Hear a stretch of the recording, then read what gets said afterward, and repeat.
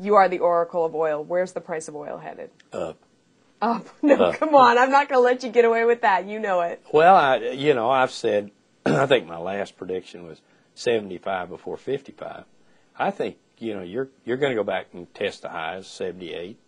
You think? Oh, I do. When? Oh, before the year's out. What's going to get us there? Well, I think it's tight every place. I'm back to, my same figure that I stick with is there's 85 million barrels of oil produced in the world every day, and that it's not getting any more than that, and demand's going up.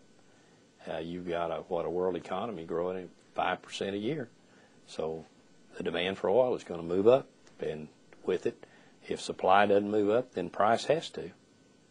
So you think we'll test 78 before the end of the year? Do we break through 78? I don't know. If you want to make me a 50-50 bet, no 50-50 bet. I'm pinning you down. You know it. You can handle it. You're going to go back and look at 78. If you break through 78, the thing about it is on the upside beyond 78, I don't know where you go. And maybe you go to 80. Maybe you go to 85. I don't know when you get there, but we're gonna have a look at 78 this year. And how low do you think it can go this year? What's your downside risk, do you think? The only thing that breaks it down is that you have some kind of world economic problem, I think. I always see things so simple. I don't see the complications that other people do. I sometimes think I'm not smart enough to bring in all the factors into the equation. But I just don't. I think 60 is probably, you could dip below 58, 59, but it's right in the 60 area. How high could it go if things get ugly with Iran? Oh well, now you can pick that number as good as I can. I mean, the sky's the limit if that happens. You're here in town to talk about shareholder activism. Why is shareholder activism important? Melissa, you remember I was very much involved in shareholder activism when I formed the United Shareholders Association in 1986. And we did cause some changes to be made in the early 90s in behalf of shareholders. And I thought, well, that's good enough. And I think it's the only association in Washington that ever shut down because they got what they wanted. They were successful. They didn't try to go to other issues. So, and I kind of put it to bed, and I've watched it more and more over the last 2 or 3 years. And it's interesting that I've gone back to kind of the same things that bothered me back in the 80s.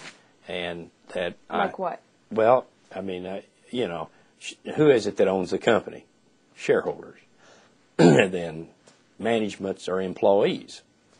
Somebody says, oh, God, that's too severe for management. What's wrong with employees? I was always an employee of a public-owned company. Okay, the directors are supposedly elected by shareholders. And this is where it starts to get complicated, that the shareholders, who are the shareholders? Well, so much of corporate America is owned by institutional shareholders. Well, those are shareholders. I think all shareholders have the same rights and the same responsibilities. And I think that institutional shareholders should be more focused on maybe when the proxy material comes out, take a closer look at it as who the directors of the company are. But really, you don't get many choices, as you know. They don't give you an either or. It's you vote for everybody or don't vote for them or vote against them. But whatever happens, you get the same ones the management has selected for you to vote for. Well, I think that should change. If the shareholders own the company, the managements or the employees are part of the workforce, and the directors are elected by the shareholders and the oversight of the management. Okay, I think that with certain qualifications, but that anybody could be a director or a nominee for the board of directors. So how would that work? Well, I envision that all shareholders, including institutional shareholders, would be a part of this process. It would be like if I wanted to run for Congress. I can run for Congress. Now, if I want to run for the board of directors of a company that I would one, I'd have to meet one requirement, probably an average of all the directors in as far as your stock ownership. Mm-hmm. So if you had to own 50,000 shares of stock of the company to qualify on that point, you would, and then you'd have your resume, which it would be sent in, and I envision it.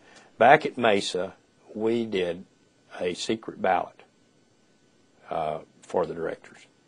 And the secret ballot, or any issues, would be secret, and an outside auditing firm would count the votes. I would see that would be that this outside firm would look at the nominees and select from those, say, 20 or 30 people, and those people would stand for election by the total stockholders. Makes sense. Thank you. It does. It's what we vote, you know, in November. Is we will vote to a process somewhat like that. Yeah. But it's democratic, and it makes sense to people in this country.